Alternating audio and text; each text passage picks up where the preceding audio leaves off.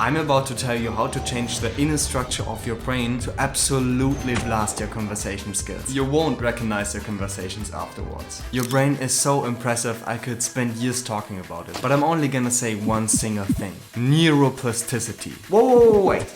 What the hell is that supposed to mean? Hey, I'm the pocket psychologist, and for a very short moment it's getting scientific. Your brain is a neural network. Neural means that it consists of neurons, which are small nerve cells that process the information. A network means, well, that is easy, that these neurons are interconnected through so-called synapses. The amount of synapses basically define the nature of our actions and thoughts. When your brain now hits the gym, new synapses form. This is the part where you stimulate your brain properly, and I'm gonna show you how you can do it. And this will greatly improve your conversations.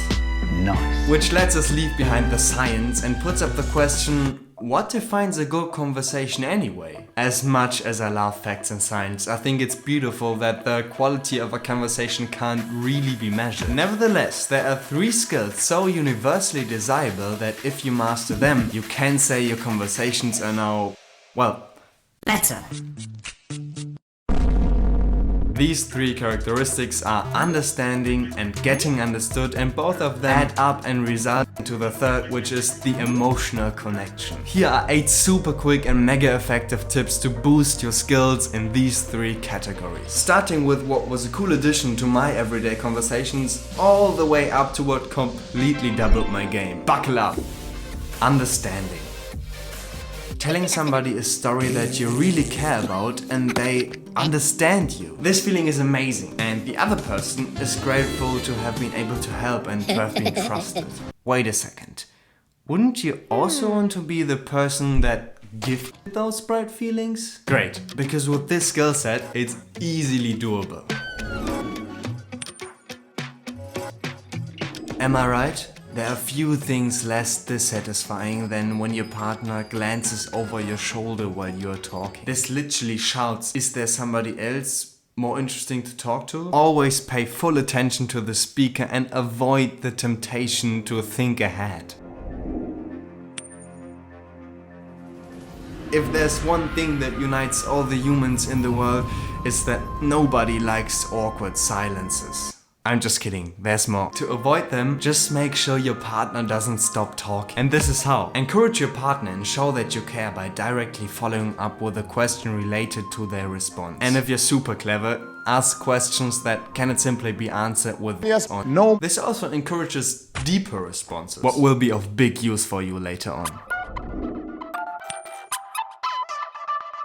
You've probably heard of the iceberg mode. 20% of the iceberg is visible, but 80% of the iceberg is hidden. The same principle that has caused the Titanic to sink has done so for many conversations. Because 80% of communication is non-verbal. This means watch your body language. 3 non-verbal superpowers you already possess are nodding, great, maintaining eye contact, very important, and on top of all, smiling. I found that only with smiling you can get further than ever imagined. Getting understood. I know what you think. This is all fun and games, but what if I don't only want to be a great listener, but I have to communicate a serious matter? You're at the right place. Only 2 small changes will make a huge difference. You feel me?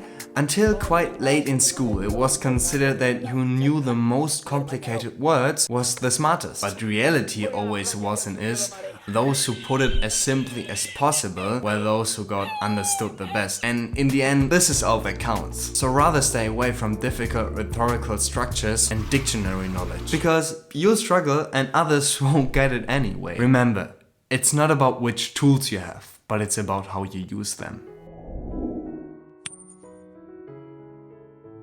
Good conversations are not rap battles, so take your time. Pauses do not only help others to understand what you're saying, it just makes what you're saying more profound and exact. I experienced that a pause at the right moment can double the expression of what you're saying. And what do you think? Doesn't taking your time convey self-confidence and even elegance? Alright. These techniques are super effective. But if you're going to become the greatest conversationalist of all time, you still miss one very important thing: the emotional connection. Creating a connection is the game changer you're searching for. And as promised, the last are the most powerful, so listen carefully. A person's name is the key to their heart. There's no word that your ear and brain are more trained on than your name. And this totally makes sense. Your name is just so important. So if you want to build an emotional connection with someone, even build trust between you and them, use their name.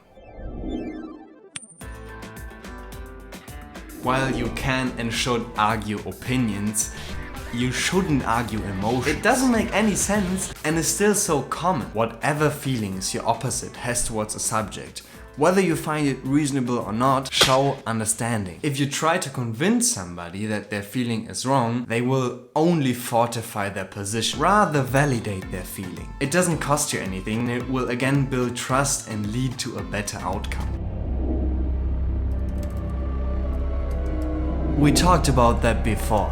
Can you guess it? It's your body language. More than anything else, emotions are written all across your body. So, pull out your pen and paper. First, stand upright. You got nothing to hide. Make sure your feet face your conversation partner. Second, show your hands. Science shows that those who show their hands while speaking are perceived as more open and honest. So use your hands to underline your words. 3. Don't touch your face. Your face is your most precious resource. Touching it will make you appear uncertain. 4. Maintain eye contact. This is a quick reminder. Maintaining eye contact will create an emotional connection. It will show your focus and your honesty and that you care. 5th, smile. This is the most important one. So, do it. If you like methods and hacks on how to master dealing with people, follow for more.